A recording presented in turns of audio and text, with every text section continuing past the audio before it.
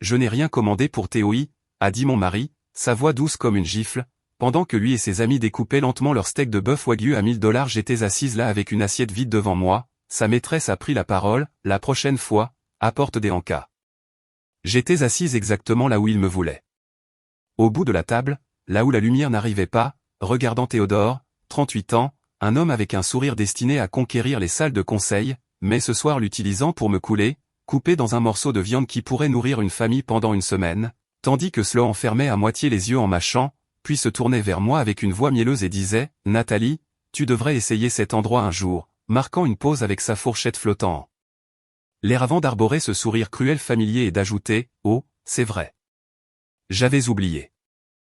Ton salaire d'artiste n'est probablement pas suffisant. » Et toute la table a ri, pas maladroitement, mais comme des gens appréciant la finale d'une émission de télé-réalité où ils attendaient que je craque, où mes larmes seraient un divertissement. Des gens comme Harper, l'avocate spécialisée en divorce, qui traite le mariage comme un contrat et le divorce comme un chèque de paie, et qui a divorcé 3 fois. Vanessa, l'influenceuse qui vit d'une bague de fiançailles et de photos suréditées.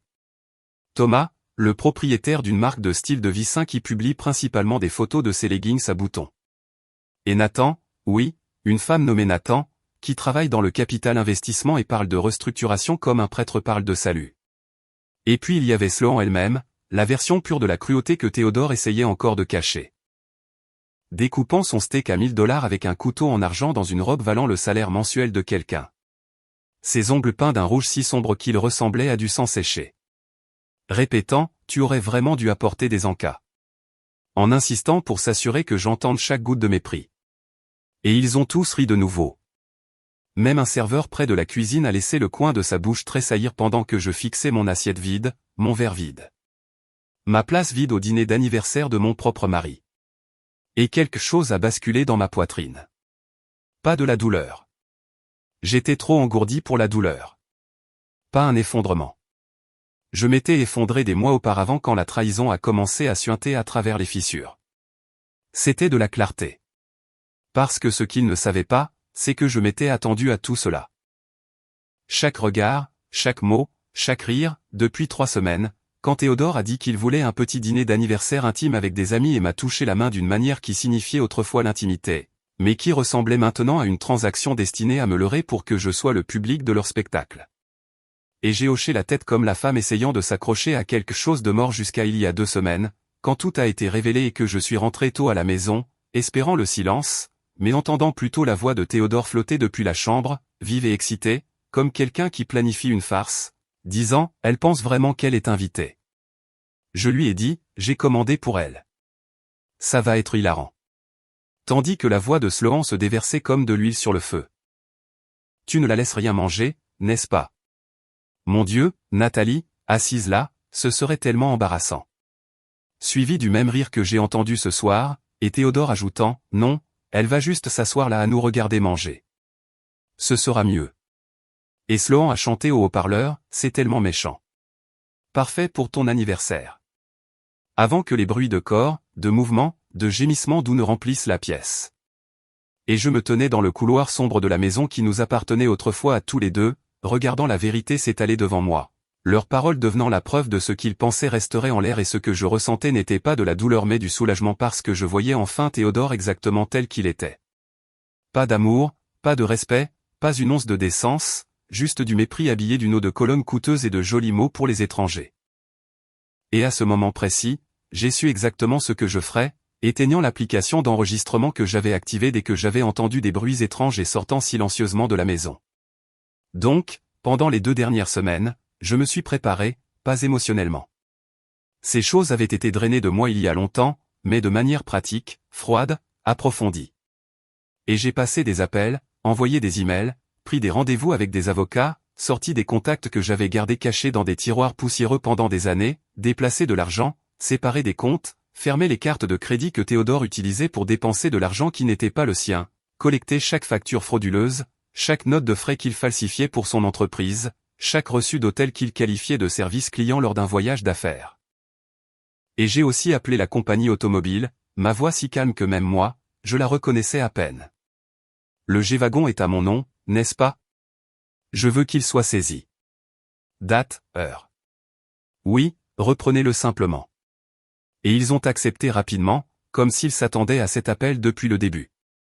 Et pendant ces 2 semaines, je souriais encore à Théodore chaque matin en lui versant son café, je le laissais encore m'embrasser sur la joue chaque soir, comme si notre mariage n'avait pas pourri depuis la racine, je faisais encore semblant d'être l'épouse dévouée qui assisterait au dîner d'anniversaire de son mari.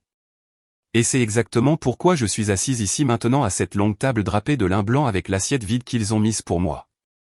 Pas de commande pour moi, merci, avais-je dit au serveur quand il avait apporté le menu la première fois, et ses yeux avaient brillé de compréhension.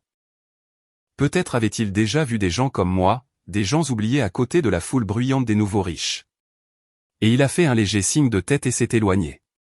Et maintenant, alors qu'ils dévorent leur steak à $1000, je me penche en arrière et j'observe, écoutant Harper parler de son dernier cas de divorce impliquant un directeur financier cachant des actifs sous le nom de son cousin. Il pensait pouvoir me déjouer. Harper a ri. Maintenant, sa femme récupère aussi la place de parking de l'entreprise. Et la table a bourdonné d'admiration tandis que Vanessa faisait circuler son téléphone montrant son voyage aux Maldives. Sa 4e demande en mariage surprise de l'année de la part d'un homme dont aucun de nous ne se souvenait. Et un nouveau sac dont quelqu'un a dit qu'il était fait sur mesure, le disant avec la même révérence que les gens réservent aux reliques sacrées. Thomas se plaignait des détracteurs dans sa section de commentaires. Juste parce que 3 personnes ont été hospitalisées à cause de mon nouveau produit de confiserie, ils sont jaloux, a-t-il dit, en mâchant des asperges qui devaient coûter $40. Les pauvres sont toujours comme ça. Et Nathan parlait de son nouveau contrat, rachetant des complexes d'appartements bon marché pour les transformer en condos de luxe. Les anciens locataires se plaignent sans arrêt, a-t-elle haussé les épaules. Mais c'est le marché. S'adapter ou disparaître. Et ceux-ci, c'étaient les amis proches que Théodore avait choisis, les gens qu'il admirait et dont il voulait les éloges. J'ai regardé Théodore, vraiment regardé la façon dont il tenait sa fourchette, la façon dont il souriait, un geste clairement répété devant le miroir, jetant toujours un coup d'œil pour vérifier si quelqu'un riait avec lui, la façon dont il touchait sa nouvelle montre de cette manière subtile et ostentatoire. La montre qu'il avait achetée avec mon héritage. Il m'a surprise en train de le fixer. Quoi? Il a froncé les sourcils. Pourquoi me regardes-tu comme ça? Et j'ai dit, je pense juste à des trucs. Et il a répondu, ne pense pas. Tu gâches l'ambiance. Et Sloan s'est penché en avant. Est-ce qu'elle reste toujours assise là comme un fantôme, Théodore? Je ne comprends pas comment tu le supportes. Et Théodore a haussé les épaules. Je ne suis pas sûr de le faire. Et toute la table a ri de nouveau. Le serveur a versé du vin pour tout le monde sauf moi. Je n'ai pas eu de vin. Je n'ai même pas eu d'eau. On ne m'a rien donné sauf une assiette blanche pour les regarder jouer leurs pièces. Et j'ai regardé l'heure. 20h50, encore 10 minutes. 10 minutes avant que le rideau final ne tombe parce que pendant que j'étais assise ici, silencieuse et l'air pathétique, 3 choses se passaient en même temps. Premièrement, chaque carte de crédit supplémentaire au nom de Théodore, les cartes qu'il utilisait pour acheter des sacs, des chaussures, des voyages pour Sloan, les cartes dont il pensait que j'ignorais l'existence, étaient refusées une par une. J'avais déjà arrangé ça hier. Deuxièmement, le G-Wagon blanc qu'il avait garé à la maison ce matin parce que Thomas était venu le chercher en Bentley était en route pour être remorqué jusqu'au concessionnaire, et le personnel de saisie se fichait de savoir de qui c'était l'anniversaire. Troisièmement, un long email rempli de preuves atterrissait dans la boîte de réception de l'entreprise de Théodore. Fausse facture, réunion client qui était en fait des soirées au bar avec Sloan, jour de surtemps que je savais qu'il avait passé dans des hôtels. Je n'ai pas rassemblé ces choses parce que je voulais me venger. J'ai commencé à les trouver il y a 6 mois quand j'ai réalisé que notre mariage s'était transformé en une pièce vide et je les ai gardés en espérant ne jamais en avoir besoin. Mais l'espoir est une chose étrange. Il meurt lentement, puis d'un seul coup. Sloan me fixait, la tête penchée comme un prédateur étudiant sa proie. Vous savez, dit-elle à toute la table, mais en gardant les yeux sur moi. Je pense que Nathalie aime ça en fait. Certaines femmes ne connaissent pas leur place. Et Harper a ri sèchement. Pas vrai, Sloan. Parfois, elles font juste semblant de ne pas savoir. Tandis que Théodore souriait narquoisement sans l'arrêter, et Harper hochait la tête comme si elle analysait un cas. Il y a des recherches là-dessus. Certaines personnes se contentent parce qu'elles ont peur d'être seules ou peur de ne pas avoir assez d'argent pour recommencer. Aucun respect de soi, aucune colonne vertébrale, juste exister, pathétique. Et Thomas a ricané comme elle. Et toute la table a éclaté de rire. J'ai souri aussi. Un vrai sourire. Pas l'expression polie aux lèvres pincées que j'avais portée pendant des mois. C'est vrai, ai-je dit, et la table a vacillé. Théodore a froncé les sourcils. Sloan a plissé les yeux. Que veux-tu dire, a demandé Théodore, son ton déjà vif. Savoir exactement où l'on se situe, ai-je dit doucement, ça compte. Et avant qu'il ne puisse réagir, le serveur s'est approché, un jeune de 25 ans avec le genre de ton professionnel que l'on acquiert en servant des gens impolis qui donnent de mauvais pourboires. Et il m'a regardé, seulement moi, et a demandé, « Madame, y a-t-il quelque chose que je puisse vous apporter ce soir ?» Et c'était là, le moment que j'attendais. Je lui ai souri, puis je me suis tourné vers Théodore, Sloan, toute la table de gens qui m'avaient traité comme un décor superflu toute la soirée. En fait, oui, ai-je dit, d'une voix stable et égale. J'aimerais voir l'addition, s'il vous plaît. Et toute la table s'est figée. L'addition, a répété Théodore en riant maladroitement. Nathalie, qu'est-ce que tu fais? Et j'ai continué, en regardant toujours le serveur, toute l'addition pour toute la table, imprimée avec les détails de chaque article. Et il a hoché lentement la tête avant de s'éloigner. Sloan a poussé un cri de rire aigu. Qu'est-ce que tu fais? Faire une scène pour de l'argent le jour de l'anniversaire de Théodore? Et j'ai dit, je ne fais pas de scène. Je veux juste vérifier les chiffres. Fais-moi plaisir. Et Théodore m'a attrapé le bras assez fort pour me faire mal, baissant la voix dangereusement. Qu'est-ce que tu fous, bordel? Et j'ai regardé sa main, son visage. 8 ans de mariage que j'avais essayé de sauver. Des milliers de petites humiliations que j'avais avalées. Des milliers de fois où je m'étais dit que ça irait mieux. Bon à savoir, ai-je répété, puis j'ai doucement retiré sa main. Le serveur est revenu avec le porte-addition en cuir et l'a posé devant moi, et je l'ai ouvert lentement. Près de $8 000. 6 portions de steak à $1 000. Du vin à la bouteille, pas au verre. Des entrées au prix d'un loyer mensuel pour un petit appartement, et même le dessert qu'ils n'avaient pas encore mangé, mais qu'ils avaient précommandé pour se vanter. J'ai fixé le chiffre un long moment, puis j'ai fermé le porte-addition, sorti mon portefeuille, pris la carte noire en titane illimitée, l'ai placée dessus et me suis levé. Nathalie, a sifflé Théodore. Assieds-toi. Tu te ridiculises. Non, ai-je dit doucement. Pas du tout. Puis je me suis tourné vers le serveur. Je paierai le montant total plus 20% de pourboire, mais avant de passer la carte, j'ai besoin que vous m'aidiez avec une chose. Et il a hoché la tête, confus, mais professionnel. Et j'ai dit, aidez-moi à m'assurer que mon mari comprenne quelque chose. Puis j'ai regardé Théodore droit dans les yeux. C'est la dernière fois que je paie pour quelque chose qui te profite. Le dernier dîner, le dernier verre, tout. Considère ça comme mon cadeau d'anniversaire pour toi. De la clarté. Et Sloan s'est levé d'un bond. Tu ne peux pas, je peux, les jeux coupés. Et je le fais. Et j'ai ajouté, vous vouliez savoir si j'ai une colonne vertébrale, si j'ai du respect pour moi-même. Laissez-moi vous montrer. Et j'ai posé mon téléphone sur la table, écran vers le haut, et j'ai appuyé sur lecture. La voix de Théodore a rempli la pièce comme une lame tranchant le silence coûteux. Elle pense vraiment qu'elle est invitée. Je lui ai dit que j'avais commandé pour elle. Ça va être hilarant. Puis la voix de Sloan. Laisse-la s'asseoir et nous regarder manger. Mon Dieu, Nathalie assise là, ce serait tellement embarrassant. Suivi de, c'est tellement méchant. Parfait pour ton anniversaire. Et Théodore, c'est le clou du spectacle. Et puis les sons étouffés de gémissements, de mouvements, leur liaison flottant dans l'air comme de la pourriture. J'ai arrêté l'enregistrement et le silence était absolu. Théodore, pâle comme du papier.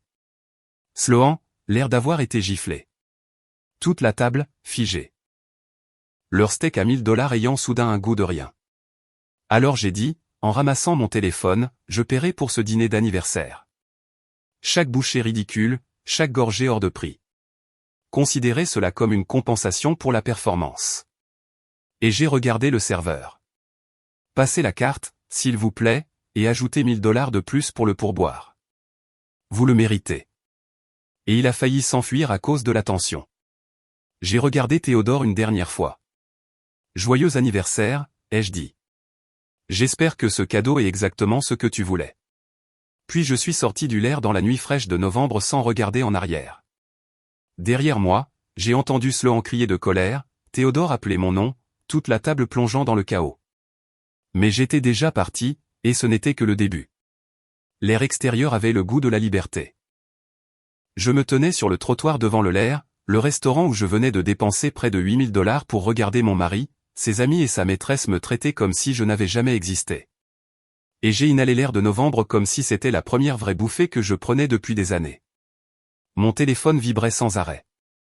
Le nom de Théodore clignotant 1, 2, 3 fois. L'écran s'allumant et s'éteignant comme un cœur essayant de battre dans un corps mort. Et je n'ai pas répondu. À la place, j'ai ouvert mes emails et vérifié l'horodatage du message programmé. 20h59, pile à l'heure, ce qui signifiait que Théodore avait maintenant reçu le document de 127 pages détaillant 6 ans de dépenses frauduleuses, avec reçu, date et comparaison côte à côte entre ce qu'il déclarait et ce qu'il faisait réellement. Et les dirigeants de l'entreprise avaient également reçu l'email concernant sa liaison. Non pas parce que j'avais l'intention de le faire licencier, mais parce que je voulais m'assurer que la vérité parlerait plus fort que ses excuses.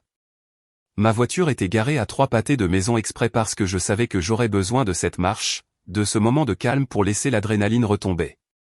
La distance entre la performance que je venais de terminer et ce qui allait suivre, et c'était une Toyota Corolla de 12 ans, entièrement payée, robuste, invisible, le genre de voiture que les amis de Théodore ne regarderaient jamais 2 fois. Il me suppliait de passer à un modèle supérieur pour correspondre à notre style de vie, quelque chose qui irait avec le G-Wagon blanc, quelque chose qui crierait que nous avions de l'argent. Et j'ai refusé à chaque fois. Non pas parce que je ne pouvais pas me le permettre. Je le pouvais facilement, mais parce qu'au fond de moi, je savais qu'un jour viendrait où j'aurais besoin d'être sous-estimé, d'être mal jugé. Les gens confondent toujours le silence avec la faiblesse, la simplicité avec la pauvreté, l'humilité avec l'incapacité, et ils ont tort. Je me suis glissé dans le siège du conducteur, la main posée sur le volant, regardant fixement devant moi, le téléphone vibrant toujours comme s'il essayait de se disloquer. Théodore passant au SMS. Nathalie, c'était quoi ce bordel? Tu m'as humilié devant tout le monde. Nathalie, réponds-moi maintenant. Et j'ai posé le téléphone face contre le siège passager et j'ai démarré le moteur. Le trajet jusqu'à la maison a duré environ 20 minutes, et j'ai utilisé chaque seconde pour revoir mon plan pour les 48 heures suivantes. Une liste de contrôles que j'avais répétée pendant 2 semaines. Pas du tout impulsif. C'était de la préparation. Notre maison était à Maple Ridge, le genre de quartier où chaque pelouse semblait mesurer à la règle, et chaque maison était assez chère pour que les gens se demandent ce que les propriétaires faisaient pour se la permettre. Et Théodore a insisté pour que nous y déménagions il y a 3 ans, juste après sa promotion. Un grand titre, pas une grosse augmentation. Nous devons vivre quelque part qui reflète notre statut, a-t-il dit, comme si nous étions une marque au lieu de 2 personnes qui s'étaient un jour promis de s'aimer. J'ai payé la compte, l'hypothèque mensuelle, l'aménagement paysager, les meubles, les rénovations, tout ce qu'il prétendait nécessaire.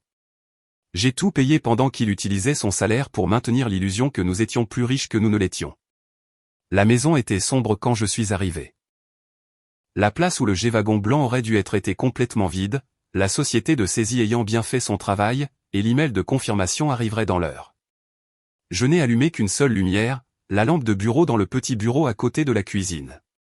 La seule pièce où Théodore ne mettait jamais les pieds parce qu'elle ressemble à un placard de rangement. Et il avait raison. Elle ressemblait plus à une pièce de rangement qu'à un bureau, rempli de vieilles peintures que j'avais faites moi-même, rangées parce qu'il disait qu'elles ne correspondaient pas à l'esthétique de la nouvelle maison, mais c'était le seul territoire dans cette maison qui m'appartenait vraiment. Je me suis assise, j'ai ouvert mon ordinateur portable et j'ai vu 3 nouveaux emails. Un de la société de saisie confirmant que la voiture avait été récupérée sans problème. Un de Malin Park, mon avocate, court et clair. Les documents sont prêts. Appelez quand vous serez prête à signer. Et un de la banque confirmant que le compte joint avait été converti en compte personnel. Chaque paiement automatique redirigé, la ligne de crédit gelée, et l'argent que Théodore appelait autrefois « notre » et dépensait librement sans demander était maintenant verrouillé, hors de sa portée pour toujours. Je ne l'ai pas volé. J'ai simplement repris ce qui avait toujours été à moi. Le téléphone a de nouveau explosé. Et ce n'était plus seulement Théodore. Sloan appelait aussi, son nom apparaissant comme une malédiction. Et j'ai refusé l'appel, bloqué son numéro, puis bloqué Harper, Vanessa, Thomas, Nathan également, parce que je n'avais pas besoin de leurs excuses, de leur jugement ou de leurs leçons. Théodore avait appelé 17 fois, et j'ai écouté une seule messagerie vocale pour voir où il en était dans sa spirale émotionnelle, sa voix tremblant de colère. Tu m'as embarrassé. Tout le monde pense que tu es folle, Nathalie. Tu as joué cet enregistrement. Sais-tu seulement ce que tu viens de faire? Rappelle-moi maintenant. Et j'ai effacé la messagerie vocale et ouvert un nouveau document. Pendant l'heure qui a suivi, j'ai écrit. Pas un journal intime, pas une confession, juste une chronologie. Enregistrant la première fois où Théodore m'a fait sentir petite, la lente escalade du mépris, les moments où l'amour s'est transformé en poison, l'argent qu'il a dépensé, les mensonges qu'il a racontés, les façons dont il m'a progressivement effacé de ma propre vie. Et j'ai enregistré ce soir, l'assiette vide, les rires, le plaisir cruel qu'ils ont pris de ma douleur, tout avec date et reçu, puis je l'ai sauvegardé à 3 endroits. Sur mon ordinateur portable, un disque dur externe et un cloud crypté au cas où Théodore ou son petit cercle essaierait de réécrire l'histoire et de faire de moi la méchante de ma propre histoire. La vérité bat rarement le récit. Les gens croient la version racontée le plus fort, le plus émotionnellement, le plus publiquement, et Théodore raconterait sa version, donc j'avais besoin que la mienne soit préservée. À minuit, les appels ont cessé, bien que les SMS continuaient d'affluer, et Théodore était probablement ivre chez Sloan ou chez quelqu'un d'autre, entouré de ses amis, essayant de concocter une histoire expliquant pourquoi j'avais perdu la tête. Et je pouvais imaginer les choses qu'il dirait pour justifier sa trahison. Elle a toujours été instable, ajouterait Sloan. Tu aurais dû la quitter il y a des lustres. Peut-être que l'enregistrement a été modifié, suggérerait Vanessa. Et Théodore resterait assis là, buvant un alcool cher, se baignant dans le réconfort et l'assurance qu'il était la victime. Laissez-les penser ça. Laissez-les construire le fantasme qui les aide à dormir, parce que je savais ce qui allait suivre. À 1h du matin, le son familier d'une Bentley est entré dans l'allée, suivi de voix. Le ton aigu et en colère de Théodore, celui tout aussi fort de Sloan, et la porte d'entrée a claqué assez fort pour faire trembler la maison. Nathalie, a rugi Théodore. Où diable es-tu? Et je n'ai pas bougé de ma chaise. Des pas ont martelé les escaliers, le couloir, de plus en plus près, jusqu'à ce que la porte du bureau s'ouvre brusquement et que Théodore se tienne là. La lumière du couloir derrière lui, les cheveux en désordre, la chemise froissée, les yeux rouges, et Sloan derrière lui, les bras croisés, le visage plein de jugement. « Qu'est-ce qui ne va pas chez toi, bordel » a crié Théodore, et j'ai levé les yeux, calme. Rien. Pour la première fois depuis longtemps, rien ne va mal chez moi. Et ils m'ont lancé des reproches, de la colère, des accusations. Et je les ai laissés parler. Puis je me suis levé. Rien, ai-je répété, chaque mot stable, solide. Pour la première fois depuis longtemps, rien ne va mal chez moi. Et tu m'as humilié devant mes amis et ta maîtresse. Et j'ai payé pour votre dîner, ai-je dit. Et Théodore a crié, tu as joué cet enregistrement. Sais-tu de quoi tu m'as fait avoir l'air? Et il se tenait juste devant moi, mais a quand même élevé la voix comme si cela le rendait puissant. Et j'ai dit, d'un homme essayant d'humilier sa femme à son propre dîner d'anniversaire. Je ne t'ai pas tourné en ridicule, Théodore, ai-je dit, j'ai juste fourni la preuve de ta trahison et de qui tu es vraiment. Et Sloan s'est avancé, les poings serrés. C'était une conversation privée. Et j'ai rétorqué. Un plan privé pour m'humilier publiquement. Et Sloan s'est rapproché. Tu n'as aucun droit. J'ai tous les droits, ai-je dit. Je suis toujours sa femme. Où avez-vous oublié cette partie? Vous deux sembliez l'oublier en planifiant votre petit spectacle ce soir. C'était juste une blague, a-t-elle dit. Mais sa voix tremblait. Vraiment? Parce que personne n'a ri sauf toi et ses amis. Et je suis restée assise là pendant 2 heures avec une assiette vide pendant que vous mangiez un steak à $1000 que j'ai payé et que vous vous moquiez de ma pauvreté. Où était la blague exactement, Théodore? Quelle partie était drôle? Et il a détourné le regard, incapable de croiser mes yeux. Au lieu de cela, il a demandé, où est ma voiture, et j'ai répondu, ta voiture a été achetée à mon nom, celle que tu ne peux pas te permettre. Elle a été retournée au concessionnaire. Et son visage s'est vidé, puis est devenu rouge, et le silence qui a suivi était dangereux. Sloan a retrouvé sa voix la première. Tu ne peux pas faire ça. Mais c'est pour ça que j'ai consulté un avocat avant de faire quoi que ce soit. Tout ce que j'ai fait était complètement légal. Le compte joint pouvait être restructuré, les cartes de crédit à mon nom annulées, le prêt Toto à mon nom résilié. C'est fini, Théodore. Complètement fini. Et il m'a regardé fixement, cherchant quelque chose sur mon visage. Le doute, l'hésitation, la faiblesse sur laquelle il avait toujours compté, mais il ne pouvait plus la trouver. Le divorce a été plus rapide que je ne l'attendais, Maline contactant l'avocat de Théodore et proposant un accord. Je n'engagerais pas de poursuite pénale s'il acceptait toutes mes conditions. Et les conditions étaient simples. 50% de tous les biens matrimoniaux, la vente du Pentouse et le partage des profits à parts égales, et une pension alimentaire généreuse calculée selon son revenu réel, pas le nombre commodément réduit qu'il prévoyait de déclarer. Son avocat a essayé de négocier, de trouver des failles, de parler de légalité, de réputation, de retombées publiques. Mais Maline n'a pas cédé. Et lors d'une conférence téléphonique que j'ai été autorisé à écouter, elle a dit sans détour, votre client a commis de multiples infractions. Il a surveillé illégalement sa femme dans des circonstances privées. Il a escroqué des clients et l'entreprise. Et il a tenté de la détruire financièrement et émotionnellement. Nous avons des preuves claires de tout cela. Votre client a deux choix, accepter ces conditions extrêmement clémentes pour éviter des poursuites pénales, ou faire face à des tribunaux civils et pénaux, auquel cas il perdra tout et ira peut-être en prison. Vous avez 24 heures pour décider. Et la décision n'a pas tardé car Théodore a dit oui dans les 18 heures. Le divorce s'est déroulé rapidement. Paperasse accélérée, pas de litige prolongé, pas de drame bruyant au tribunal, juste des documents légaux exposant la vérité et encadrant la fin d'un mariage. Et j'ai obtenu tout ce que j'avais demandé. Le règlement final s'est conclu à 4,7 millions de dollars. Ma part des actifs, plus 3 ans de pension post-divorce. L'argent n'était pas le but final. C'était la justice, la restauration de tout ce qu'il avait essayé de me prendre. Le 3e jour après le divorce, ma sœur Lorraine m'a trouvé. J'ai allumé mon téléphone pendant 1 heure pour vérifier les messages et elle a appelé immédiatement. « Où es-tu » a-t-elle demandé d'urgence. « Tout le monde te cherche. » Sa famille, Théodore. Tous. « Je suis en sécurité » ai-je répondu.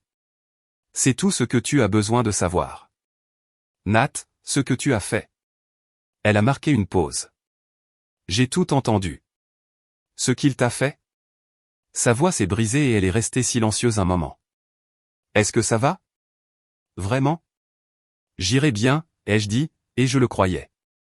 Nous avons parlé pendant 1 autre heure, et ce n'est qu'à ce moment-là que j'ai appris qu'après mon départ du restaurant, quelqu'un avait pris le téléphone que j'avais laissé derrière moi et ouvert le dossier de preuve, le faisant circuler.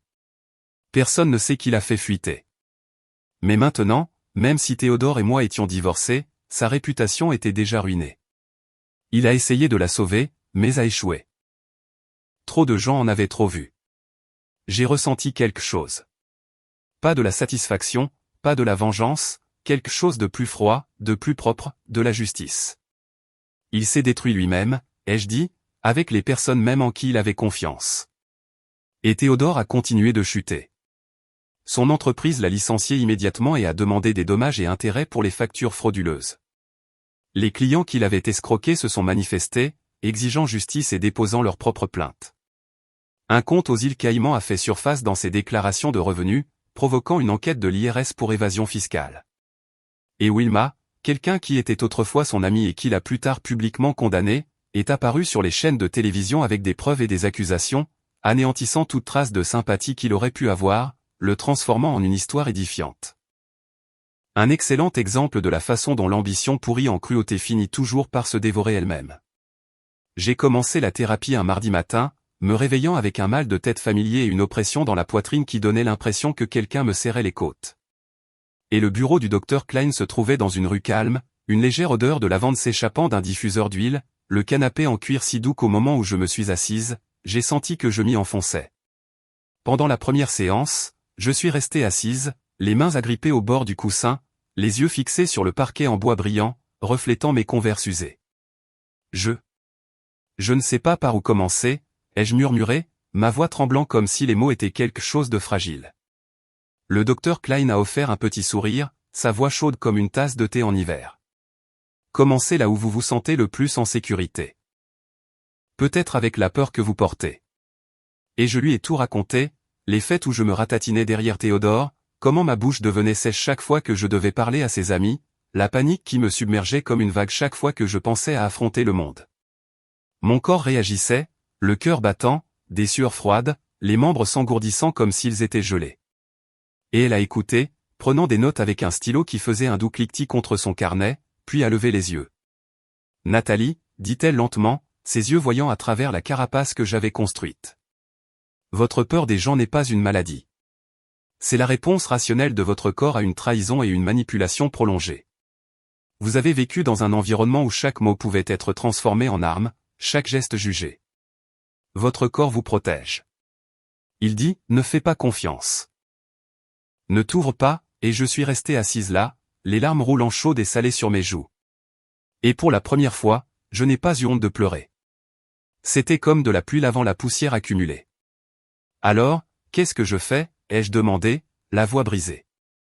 Et elle a répondu, reconnaissez-le et recommencez par petites étapes. Parlez à un vieil ami. Faites une promenade et souriez à un étranger. Votre corps réapprendra que le monde n'est pas toujours un ennemi. Et ainsi, j'ai commencé à guérir. Pas par une force soudaine, mais par de minuscules changements presque invisibles. Écrire mes sentiments au lieu de les avaler, dire « j'ai besoin d'une minute » au lieu de supporter en silence, prendre de profondes respirations quand mon cœur s'emballait sans me blâmer. Personne n'a vu ces choses. Personne n'a applaudi ces petites victoires, mais je savais.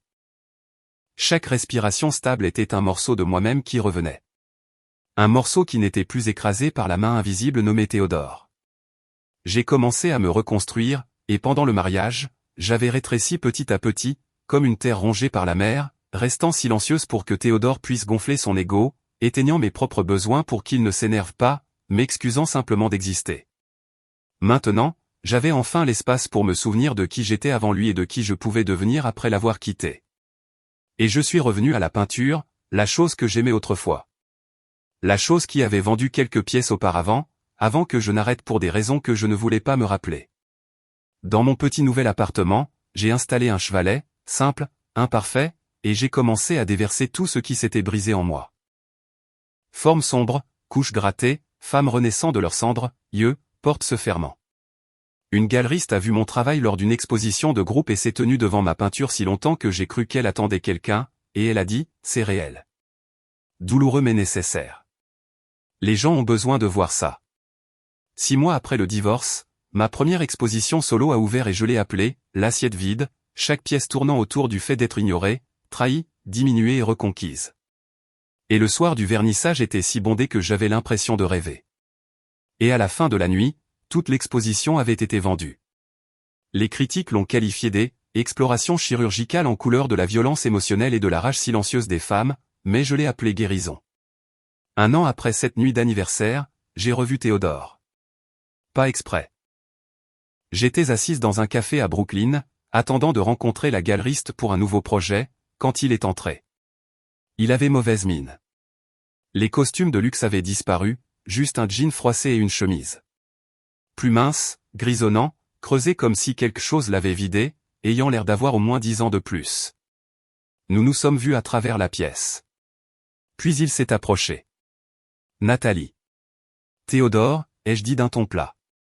Il se tenait là, les mains dans les poches, les épaules légèrement voûtées, toute la confiance qu'il utilisait autrefois pour m'appeler, la honte de sa vie, devant ses amis, complètement disparu, et il ne restait qu'un homme usé. Puis-je m'asseoir, a-t-il demandé, et j'ai failli refuser, failli sortir, mais j'ai hoché la tête. 5 minutes, ai-je dit, et il s'est assis lourdement comme si la gravité le traitait différemment maintenant. Je suis désolé, a-t-il dit après un long silence. Je sais qu'une excuse ne change rien, mais j'ai besoin de le dire. Et je n'ai pas répondu, j'ai juste attendu. J'ai été cruel, a-t-il continué. J'étais trop occupé à courir après le statut, la richesse et les relations malsaines pour me souvenir de l'amour que nous avions. Et j'ai demandé doucement, m'as-tu jamais vraiment aimé, Théodore? Et il a dit, je ne sais plus. Cette dernière année, j'ai essayé de comprendre le moment où je suis devenu la personne qui a fait ces choses. Et as-tu trouvé? Non, a-t-il dit en regardant ses mains qui tremblaient légèrement. J'ai tout gâché. Carrière, réputation, mariage. Pourquoi? Pour Sloan, qui m'a quitté à la seconde où les choses se sont compliquées. Pour de l'argent que je passerai une vie à rembourser en procès. Il a eu un rire sec et vide, puis a levé les yeux, rouge et cerné. Est-ce que tu me détestes? J'y ai réfléchi honnêtement. Non. Il a cligné des yeux, surpris. Avant, oui, mais la haine demande de l'énergie. Et tu ne vaux plus cette énergie. Tu es juste quelqu'un que j'ai connu. Quelqu'un qui m'a montré à quel point je suis vraiment forte. Et il a hoché lentement la tête. J'ai entendu parler de ton exposition. Tes peintures. Elles sont puissantes. Puis il a demandé d'une petite voix, est-ce que les figures brisées dedans, c'est moi? Et j'ai secoué la tête. Je peins la survie. Tu n'es que quelque chose auquel j'ai survécu. Et il a encaissé ça sans broncher. Peut-être était-il habitué à la douleur maintenant. Je travaille dans un centre d'aide maintenant, a-t-il dit. Aider les gens qui n'ont pas les moyens de payer des services. Ça ne paie pas beaucoup, mais au moins, c'est un travail décent.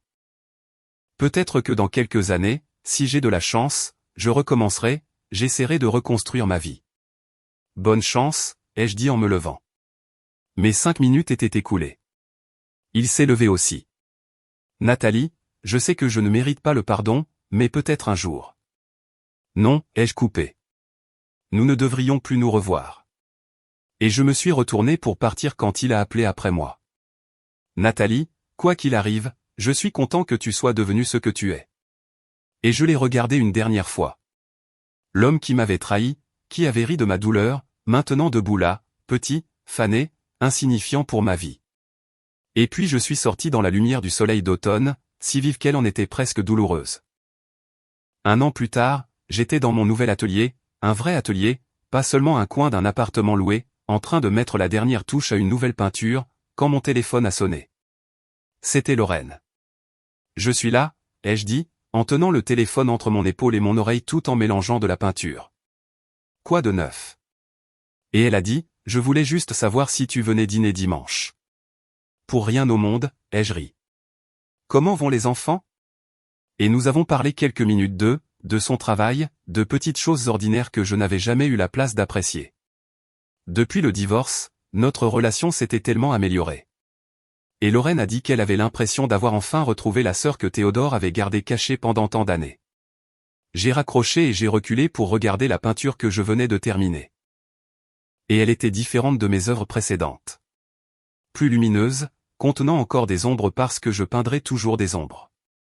Elles font partie de mon histoire, mais cette fois, la lumière traversait les couches, portant l'espoir, la guérison et la transformation. Je l'ai intitulée « À travers ».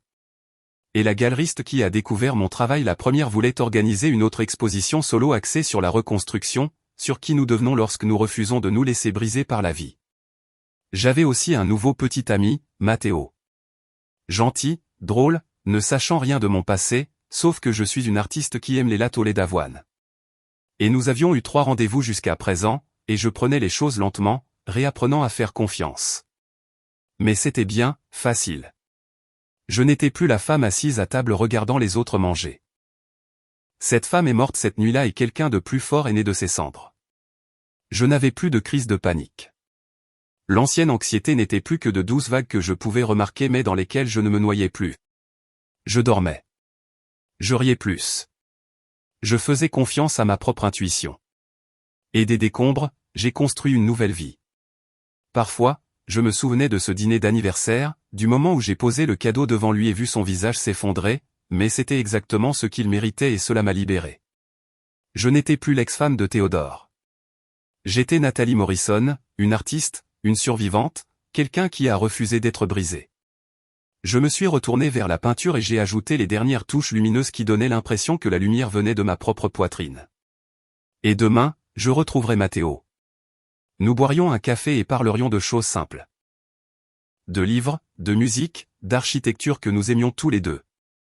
Par la fenêtre de l'atelier, le soleil se couchait, le ciel baigné d'or et de rose comme les pastels que j'utilisais souvent.